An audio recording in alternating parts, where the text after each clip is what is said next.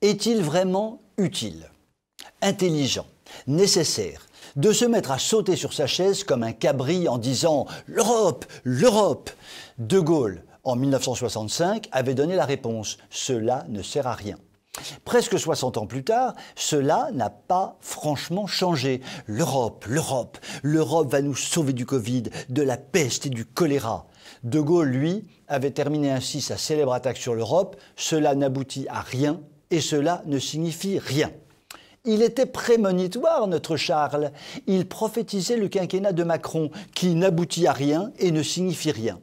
C'est un peu comme le plan de relance dont on nous promet des merveilles depuis juillet 2020 et qui, presque un an plus tard, n'est toujours pas entré en vigueur.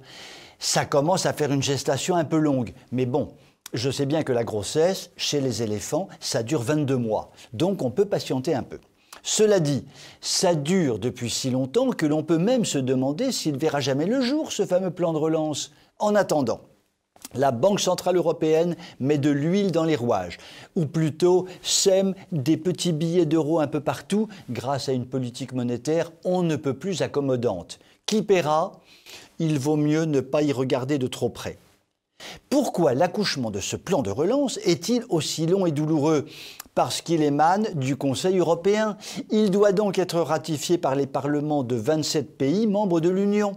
Et pour l'instant, il y en a encore 10 qui manquent à l'appel. On ne peut pas leur jeter la pierre à ces 10 absents, puisque parmi eux, on compte la Hongrie et la Pologne qui entendent se faire respecter dans leur identité et qui ne veulent pas être soumis au pseudo-état de droit européen à la sauce bruxelloise. Il y en a d'autres qui considèrent qu'ils sont suffisamment endettés. Ils n'ont aucune envie d'en rajouter car ils voient venir, comme à Seran, le retour de manivelle de la rigueur sitôt que les choses iront un peu mieux.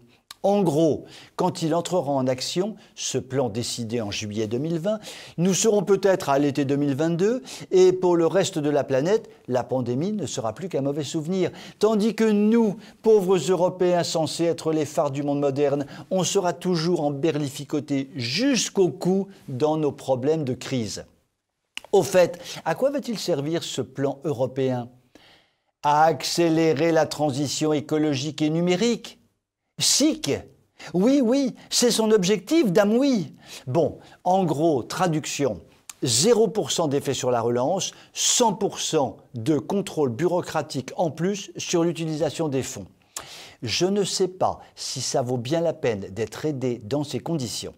Finalement, à propos d'écologie, je ne suis pas absolument sûr que la sauvegarde à tout prix de l'éléphant bruxellois soit une aussi bonne idée que ça. Je vous souhaite une très bonne soirée.